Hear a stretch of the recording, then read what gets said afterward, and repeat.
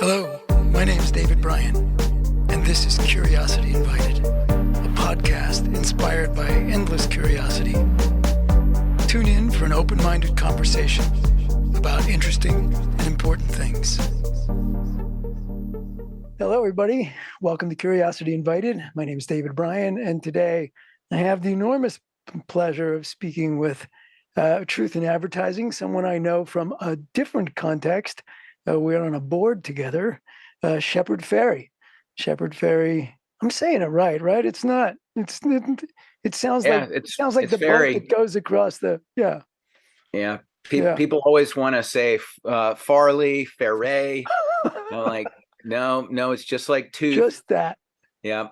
Tooth Fairy, Shepard Fairey. Shepard Fairey. So well, if you've been living under a rock, you don't know that name, but otherwise, you know him as an artist.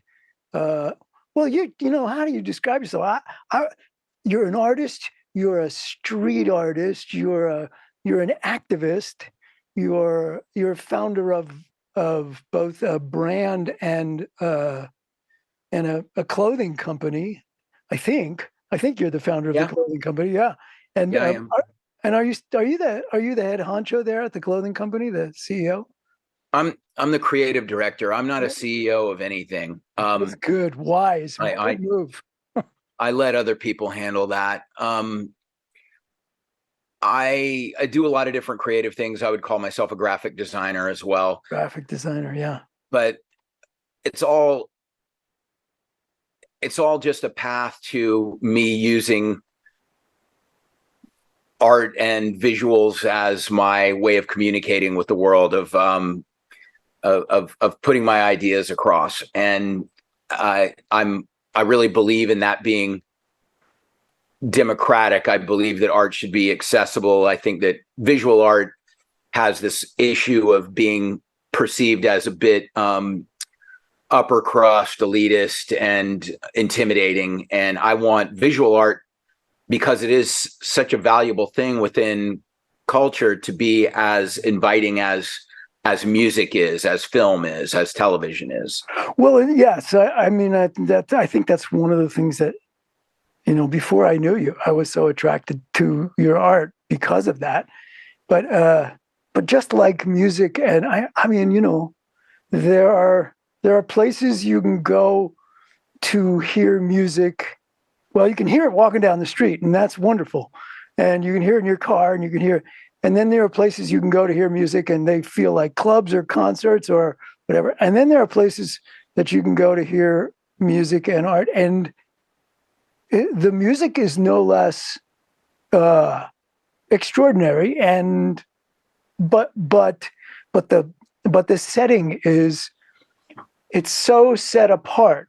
Right. I mean, it's so, there's so many protocols that are not spoken, that you discover when you step outside of them. Right. I mean, you know, I remember going to a relatively small venue to hear a quartet or a chamber group do like Shostakovich, and I'm not a classical music guy, so I don't know Shostakovich from Beethoven from whatever, and it was so exciting. The music was so exciting.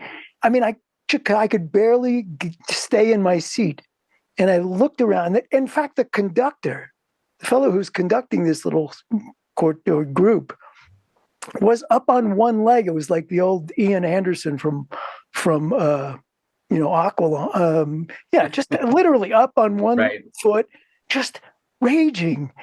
And I looked around the room because I was like jumping out of my skin, and everybody was sitting there completely still.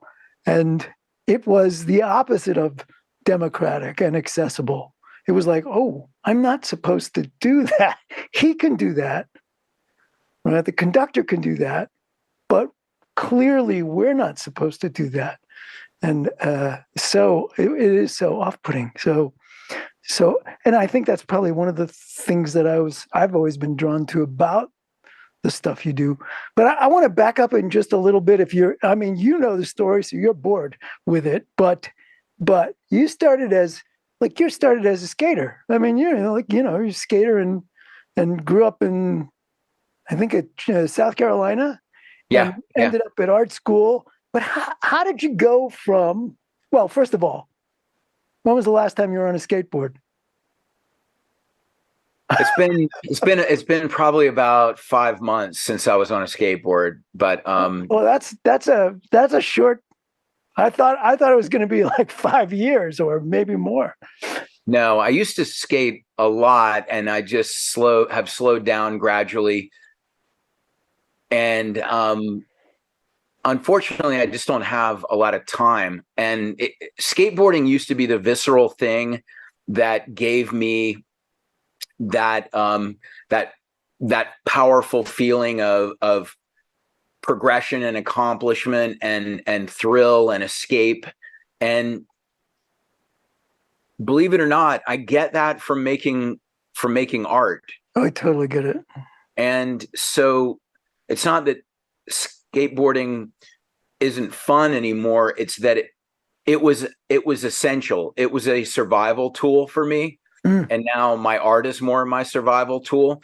But I am who I am because of skateboarding, which I've been thinking about this because February 15th, in just a week, will be the 40th anniversary of when I got my first real skateboard. I got my 14th birthday. I got my first real skateboard, and it was a life-changing day because I'd been going to a conservative private school, and everyone was preppy. I felt like I had to conform to other people's ideas of, what was cool in order to have any social standing. And I was unhappy with that, but didn't know how to find an alternative. Skateboarding and punk rock gave me an alternative. Oh, It's such a cliche, but it's absolutely true. And also I'd like to draw from the time I was a little kid, but drawing was not cool. Being good at soccer and football was cool, and drawing was kind of something I did almost embarrassingly in the shadows because it was so not cool. It was nerdy. But within skateboarding and punk rock, making your own homemade t-shirts, stickers, stencils for your skateboard, building ramps, all these creative things, building your own scene and having creativity and a sort of irreverent aesthetic to go with that. That was part of the social currency within that. So I could thrive with my art within that realm. Well, and then you transferred to. Did you end up graduating from Idlewild? Idlewild. Yeah. I was which is not. It's definitely not preppy. It's definitely not. No. My parents more or less insisted that I go away to art school because they didn't like the crowd I was running with in Charleston. A lot of people that cut school and smoked weed and things like that. I was not a bad kid. I was rebellious, but I wasn't. Yeah, I wasn't. I didn't do any drugs in high school. I barely drank. But my parents were very worried. So they said, you need to go to art school. And I was sort of resistant, but at the same time was like, could be worse. I love making art. So if I get to focus on that, that won't be so bad. And I got kicked out of the North Carolina School of the Arts summer program the summer after my junior year. I was supposed to go there my senior year, and I spent the night out without permission. I thought I was more slick than I was, and I got caught. And so my parents, between late July and September, had to find a new school, and this school was only a year old in Idlewild, and they accepted my portfolio. So I went there, and it was a very, very lucky thing that happened because California had a great culture. It was the first time my teachers were not condescending and more like drill sergeants. I had a really, really excellent special experience in Idlewild. I was around kids from LA and San Francisco, but also Korea and all over the country and the world. It was in a small group of people, but really cool people with a lot of different tastes. So it was good training wheels for me going off to art college. And I put together a good portfolio, and I got into the Rhode Island School of Design. And That's a difficult school to get into. So I indeed. was lucky that I went to Idlewild because I was able to focus, and it also shifted my work ethic. I had been thinking that I'd somehow pull off becoming a professional skateboarder and would never have to worry about doing that well academically. And I knew that I was intelligent enough, but I just didn't consider it that important to do well in chemistry. And so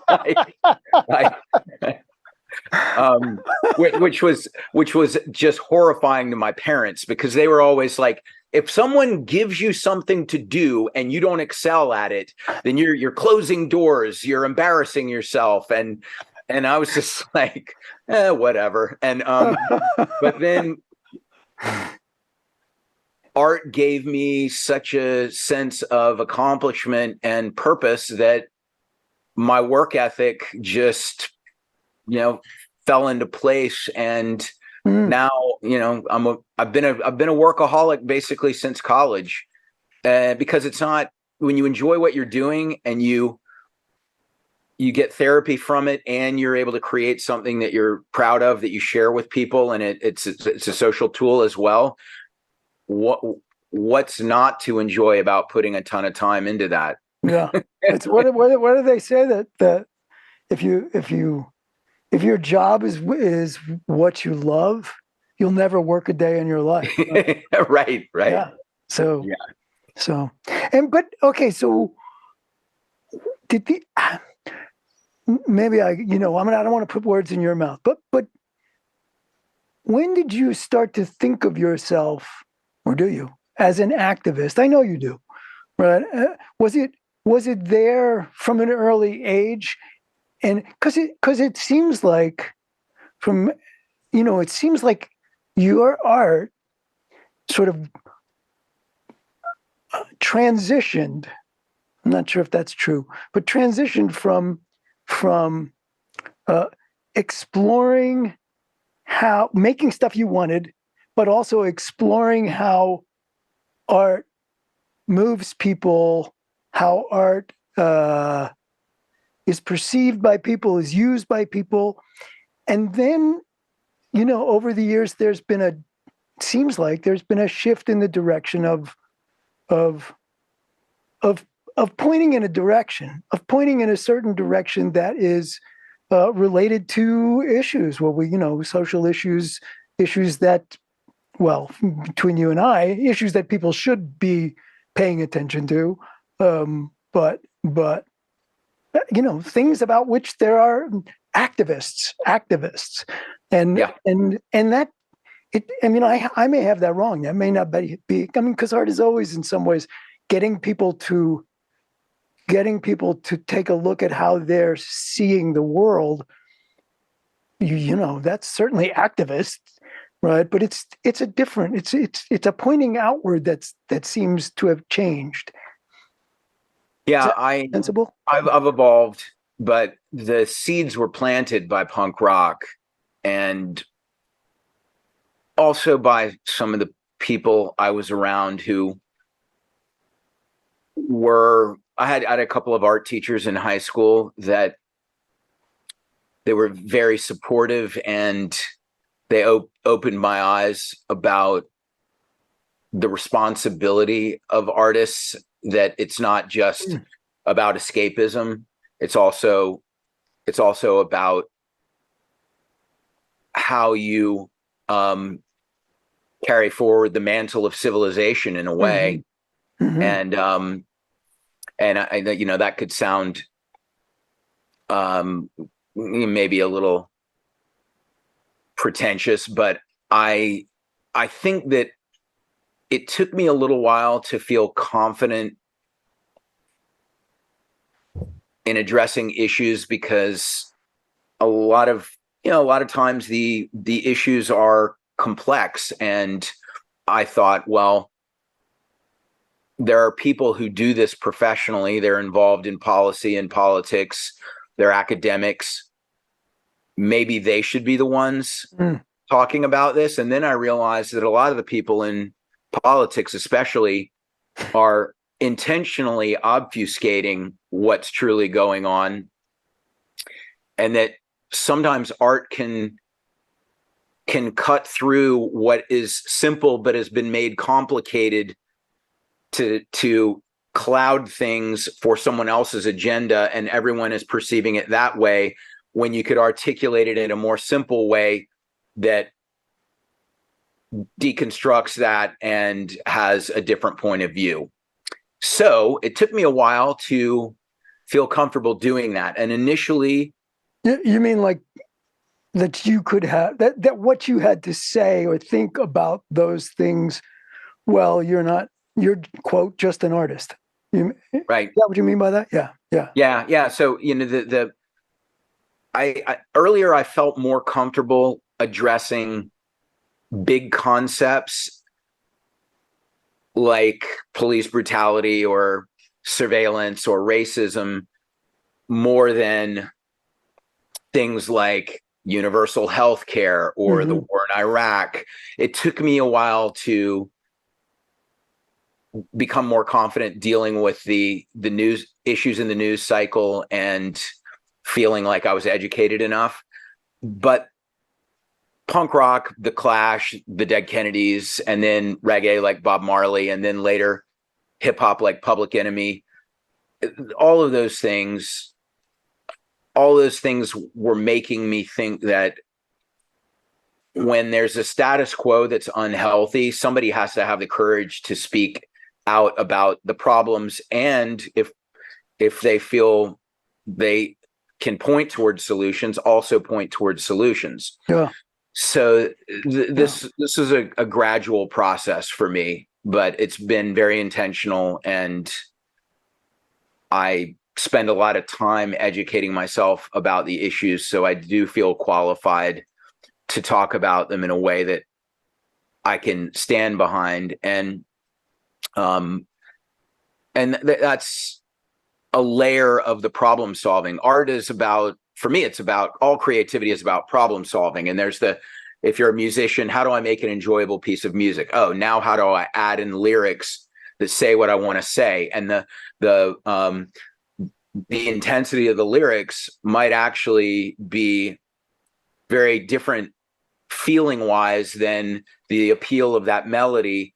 But the bundle is maybe more powerful because they have this dichotomy.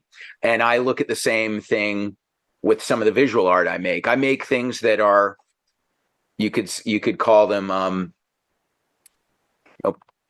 propaganda style, clearly provocative, but I also make things that are very, very pretty and seductive and inviting. Sometimes it's a combination of the two in one piece, but it's all about getting people to engage with an idea that they might dismiss based on a pre-existing prejudice otherwise. Art has been, when you look back historically, I mean, art is free. Art and the works of artists of all sorts have throughout history been pointing at inequity, pointing at injustice, pointing at a future that people are dismissing, and I think you're right. I think there is that notion, which I think is cultivated by those that want to control, to be in charge of that process. There is that notion that unless you can articulate clearly all the ins and outs of something, then your intuition, everybody's intuition, that, hey, there's something really wrong here. I can't tell you what it is, but I know there's something about this, and we're supposed to dismiss that because, well, unless you can address it in great detail in a particular sort of way, then you really have nothing to say about it, and that's been bullshit for years. Yeah. And it's also contradicted by the actions of, I mean, look at all the rallies that are going. Like, everybody picks music that they think is going to inspire, and they're frequently right. They're going to inspire that group of people that's going to come to that rally. And, they're not just doing that because, they just, when you're at a rally, you put on music, whatever. It's like quite, there's that art and the direction for the future have been not all art and not always, but have been, linked together for so long. And so kudos and bravo. And it's great that you get to do that and still get to play at this thing that you're play in the big sense of the word, right? That wrestle with, how do I do this to do that thing that I really want to do? And fabulous, really.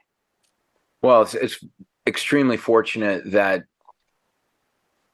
I have art which allows me to escape while I'm creating. I'm dealing with all the heaviness in the world. I'm very sensitive to all the injustice in the world, and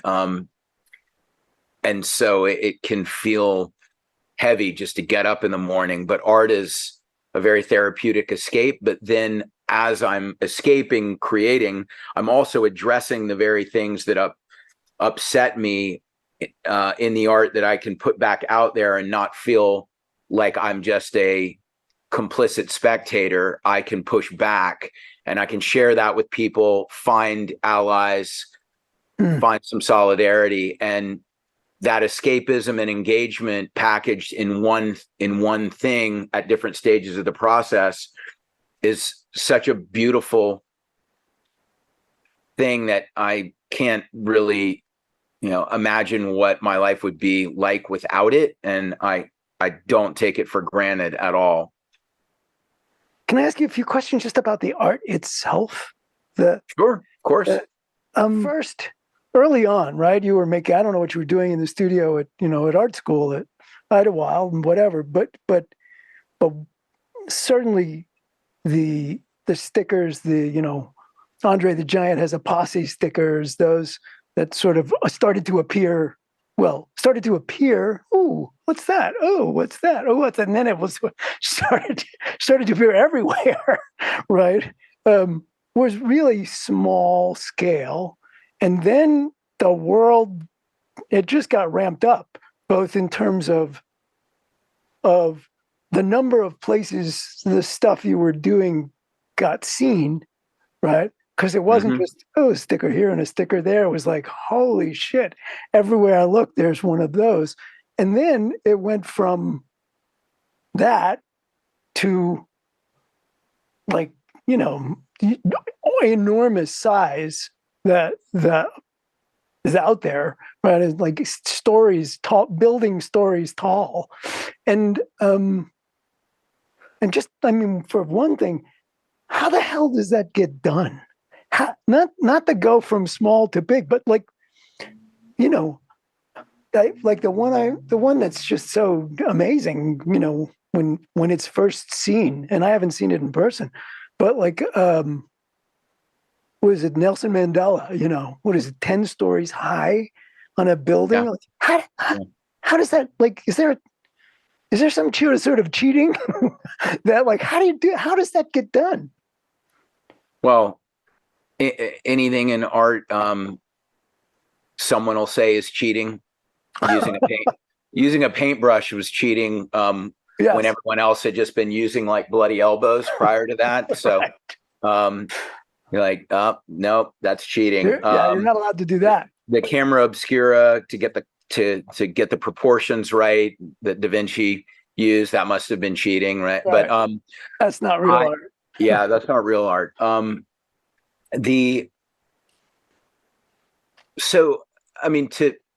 address the evolution and then also how I do things at scale, I'll try to make it quick, but I started with a $4.25 an hour skate shop job making stickers, but I'm pretty resourceful and crafty, and I became friends with the employees at the copy shop, and I would print a T-shirt of a band that they liked and give it to them, and I knew that that would yield hookups on stickers for the duration of their employment there. And I found a lot of Don't try this at home, kids. Actually, do yeah. try this at home. Yeah. I found a lot of ways to make things in volume economically because I had to. I was broke, but I had a lot of hustles. I started my own screen printing business. I would print my own stickers, print my own T-shirts, print my own posters. One of the reasons that my early work was black and white or black, red, and white was because it was efficient to make it and it's bold. Yeah. The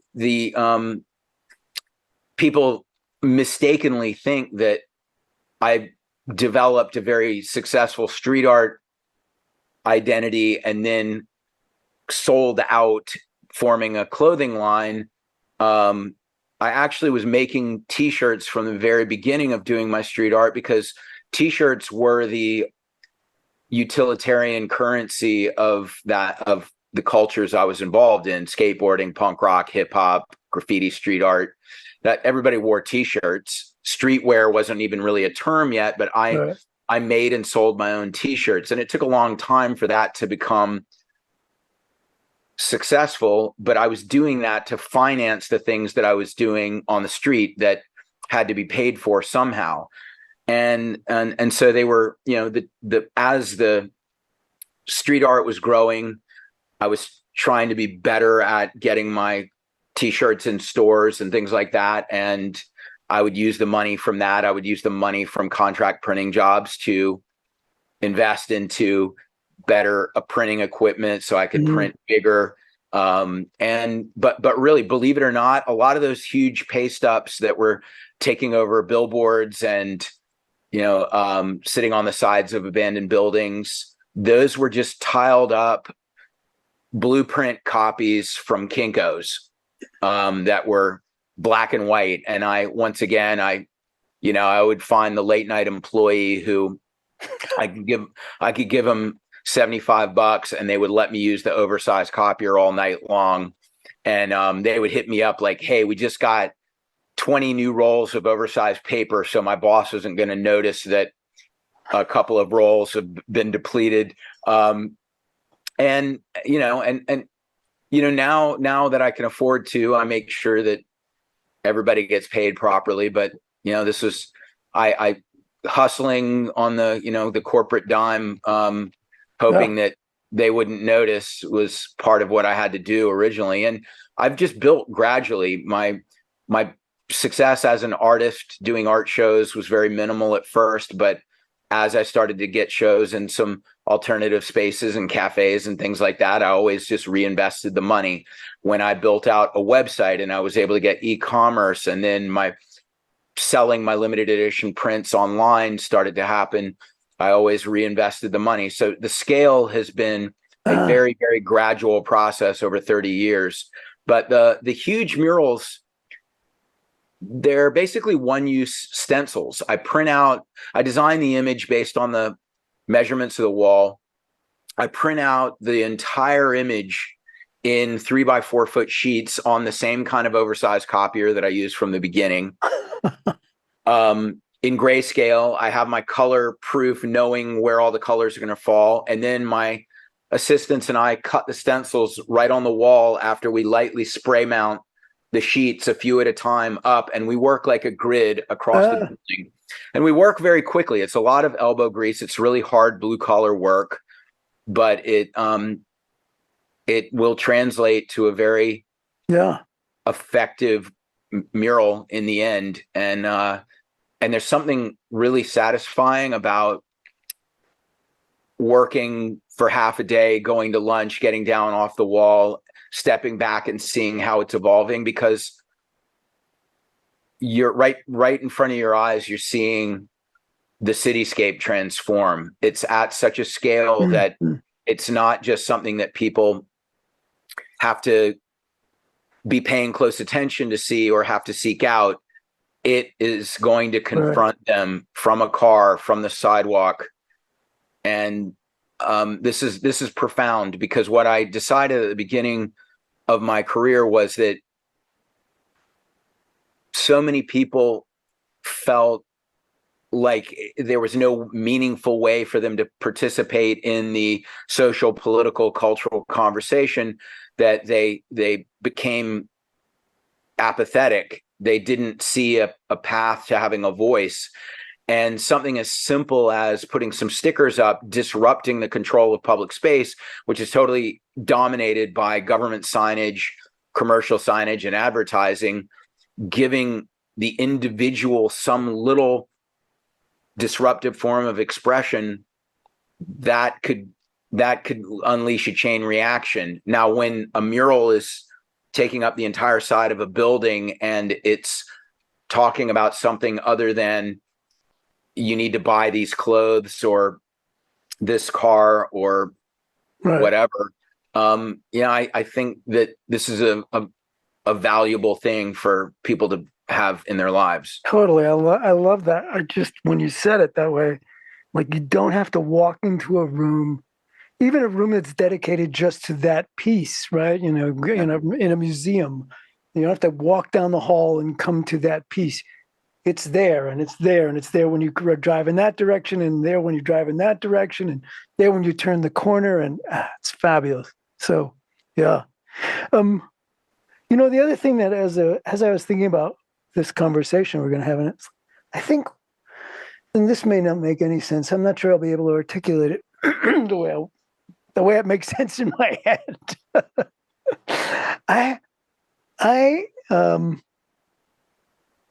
This may be me importing this to you, so tell me I'm full of it, but you seem to have an ability to see the universal in the particular, the instance of, you know, this person doing that person suffering, and yet it is, you see it bigger than that, and the particular in the universal. Like, you know, there's a social movement, there's a war, and you are able to convey, it's not just a war, whatever that means, right? Whatever images people conjure up when the word war happens. There's the individual, the effect on all of these individuals in their very personal lives. They're very private, very very powerful, very huge in a certain way and small in another way, suffering, and that is a feature of your stuff that, at least in my eyes, that that's, I don't know if it's always there, but it's been there for a very long time. And I wonder if you ever think about that, or if I'm just making this all up, which is fine. That's what editing is for. No, you're not making that up. What you're talking about is something that I've tried to articulate also. I think people understand it intuitively when they see it. And the way I would describe it is, I'm looking for things that function well as archetypes and as symbols, but without taking on that generic quality that a lot of archetypes and symbols do. Finding an imagery vocabulary range that is relatable, but is illustrated, and even the references that I work from are selected in a way that I think is special and universal. And that's not always easy, and some pieces achieve that better than others. But the challenge of making people understand what something's about, but it also doesn't feel generic. It touches them because it stimulates some empathy. They can relate to it. They can see themselves in the person or the situation I'm illustrating. that's really crucial, because people don't really shift their opinions unless they're moved emotionally, and then they want to justify that emotional response intellectually. So the intellectual evolution is usually based on an emotional response. And that's why propaganda can get people to do really bad things, because it can go the wrong direction. Sure. But You bet. but Mhm. I think you can see in my work that I'm trying to find the humanity in both the subjects and cultivate that in the viewer. And I avoided cliche imagery when I was younger because I really hated things that were sappy. Like when I saw the movie Forrest Gump, I got angry. I happy endings I thought were fake and bothered me. But now I love to illustrate a flower, a sunset, clouds, the ocean, people, their beautiful faces, their eyes, but do it in a way that doesn't feel like a Hallmark card, Mm.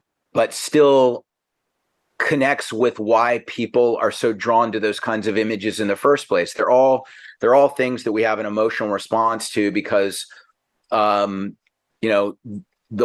healthy water, healthy, sky, beautiful sky, a good sunset, all those things make us feel like things are right in the world. And when those things are threatened, a lot of times we're not really thinking about that side of it. But I can sometimes bundle the celebration with the warning, and whether that's things happening to humans or things happening to the planet. This is really important to me to try to achieve with my images. I love the way that you put that together, the celebration and the warning. You have an example of one of those that you, well, there's two questions here. Let me ask that one first. But the other is, sometimes we hear movie directors, musicians, composers, they have a certain feeling about a certain piece. I mean, they want everything on the album to be great, but then when they land on one of them, they're like, I knew this was it. And I knew this was, do you get that feeling with some of the work that you produce? Obviously, you're always looking for that, right? You always want that to be, every piece to be the best. Yeah. It's always the best. But Yeah. but then sometimes it's like, you're moved. You're producing it and you're moved. And Yeah. Well, when I work on anything, I'm trying to achieve that, like you said. sure. And I feel like I have enough practice to make something solid every time out, but they're not always the ones that sort of capture lightning in a bottle. Mhm. And sometimes I'm not the one that's wholly responsible for that. When things become a reference point and a viral phenomenon, sometimes it's just creating imagery that is needed in that moment for what's going on in the world. And the example I would give that's relatively recent, not not even that recent now, but people I think remember it. When I did the We the People series for the Trump inauguration / the first Women's March, and they were kind of the anti-Trump inauguration posters, but that series of two women and a boy that were a Latina, a young black boy with dreadlocks, and then a Muslim American woman with a American flag hijab. Oh, there it is. Lightning in a bottle. That is the one that sprung to my mind as soon as that's just unbelievable. Yeah. Well, those three images were made to be symbols of how these groups that Trump's had been disparaging were equally American, deserved to be treated with equal dignity, and could be portrayed as equally patriotic. And the doing them, I felt like it was an important mission because I worked with an organization called Amplifier and my friend Aaron Huey on conceiving the project.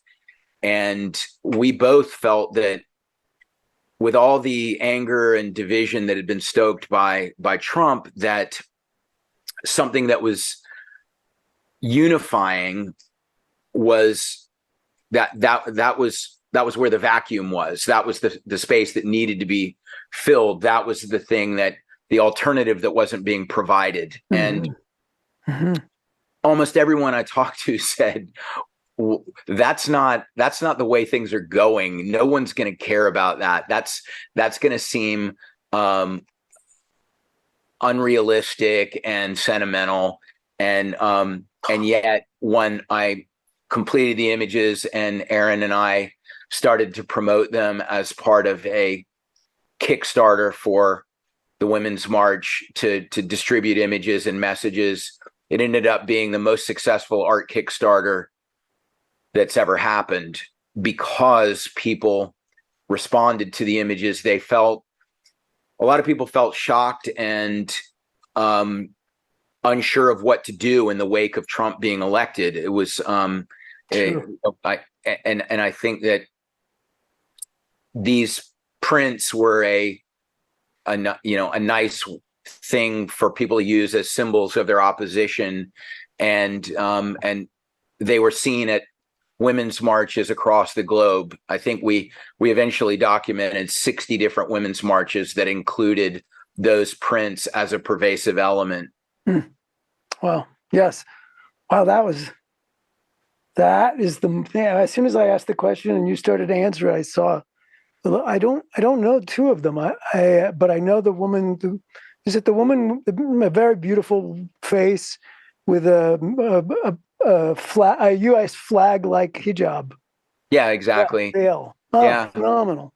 Yeah, that's a woman named Manira who is a friend now, but she's great. She lives in New York, but she's from Queens originally, but she's a Bangladeshi Muslim, and she's they're all real people who also served as symbols. And I like that they weren't famous people, that they could stand on their own without being famous. When I think about the Obama poster, of course, was a successful poster for me, and I'm really grateful for the attention it got and maybe the benefit to his campaign, of course, because I believed in him as a candidate. But it also was that image was riding along with the charisma, the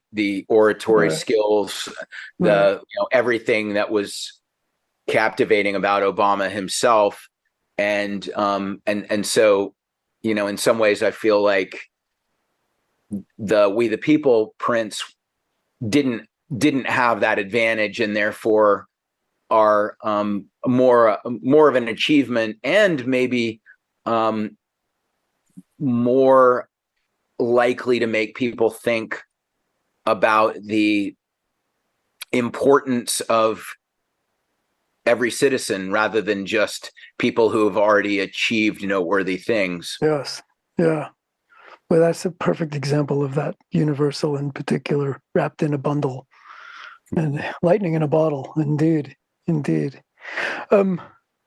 Well, I'm trying to be conscious of your time, but I do have one question which I sometimes ask.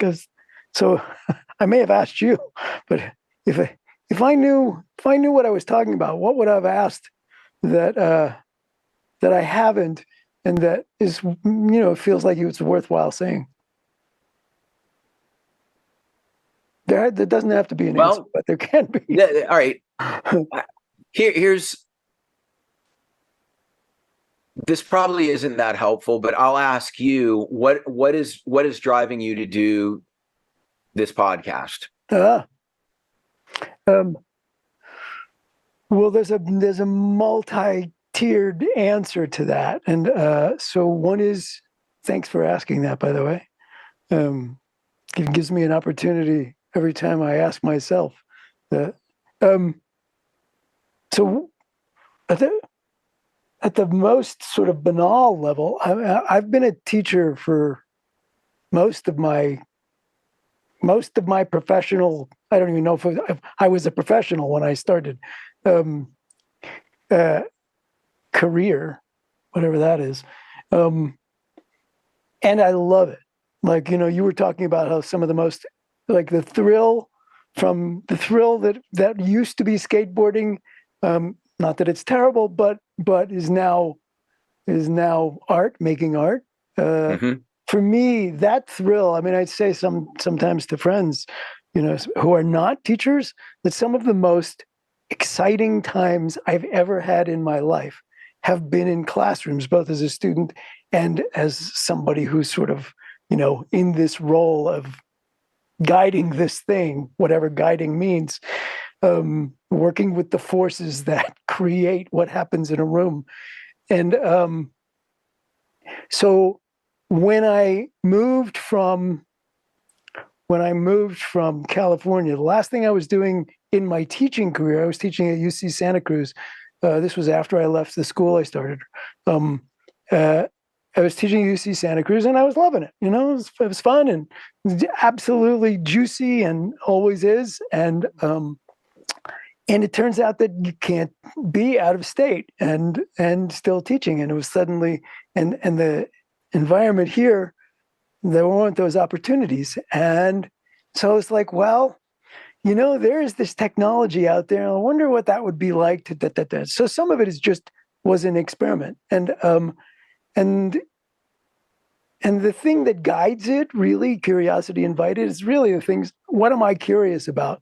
What are people doing that seem to me to be really interesting or really important? And every once in a while, the version of lightning in the bottle is the combination of both important and interesting. And so it's that. It's like, that I suspect I'll do that until, in one form or another, and until I can't, until they just wheel me out, right? Because when a conversation, right, like, so, this could be an interview, and I guess there's an element of that, but when a conversation emerges from and takes on a life that I didn't expect, you may have expected it, but I didn't expect. It's one of the most gratifying and exciting things that I know of. So how's that? Yeah, that's great. I mean, part of what I think you're saying is that having people share ideas with each other has a benefit in many ways, and it's almost unquantifiable. I know I feel that way. Mm-hmm. And that your effort to reach out to anybody that you're interviewing is to give voice to what they're doing, but also